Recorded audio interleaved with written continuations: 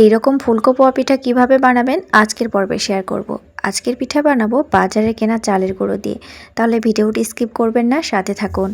আমার অনেক বন্ধুরা আছেন পোয়া পিঠা বানাতে পারলেও ভেতর থেকে ফুলকো হয় না। আজকের পর্বে সেটাই শেয়ার করব। তো আমি প্রথমে নিচ্ছি 1 বাটি চালের গুঁড়ো।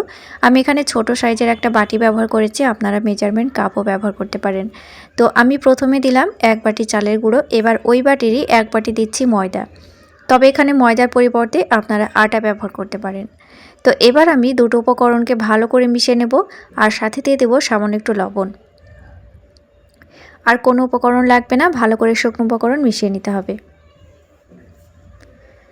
3টে উপকরণ যখন খুব ভালোভাবে মেশানো হয়ে যাবে তখন দিয়ে দেবো এখানে গুড়।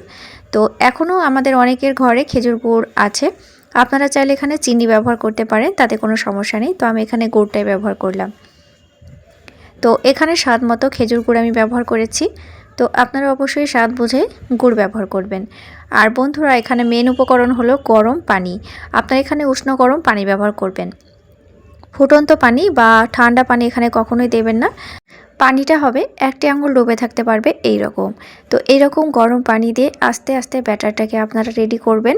আর বন্ধুরা, এখানে আপনারা হাতও লাগাতে পারেন। আগেকার দিনে মা দাদিরা কিন্তু হাত দিয়ে ভালোভাবে এইসব ব্যাটার রেডি করতো।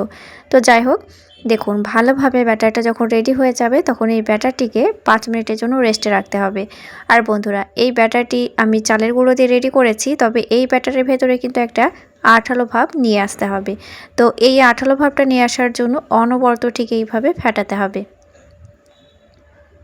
দেখুন, আর গরম পানিটা যদি আপনারা এখানে না ব্যবহার করেন তাহলে চালের গুঁড়োর ভেতরে আঠালো ভাবটা কখনোই আসবে না। দেখুন, তো যে যেখান থেকে আমার ভিডিওটি দেখছেন অবশ্যই আমার চ্যানেলটি সাবস্ক্রাইব করে দিয়ে পাশের বেল আইকনটি প্রেস করে রাখবেন। তো আমি ব্যাটারটা একদম রেডি করে 5 মিনিটের জন্য রেস্টে রেখেছিলাম।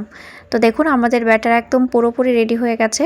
আপনাদের প্রত্যেকের ঘরে এই রকম হাতা থাকে, তো এই রকম হাতা দিয়ে পিঠা বানানো ভালো হয়।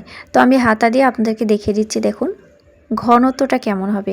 ঘনত্ব আপনারা কখনোই খুব গাঢ় করবেন না, আবার খুব পাতলা করবেন না। দেখুন হাতে ঠিক এই রকম করে তুললে যাতে সুন্দর একটা সিল্কি ভাব আসে। দেখুন ঠিক এইভাবে আপনারা ব্যাটার রেডি করতে পারলে পিঠা একদম পারফেক্ট হবে।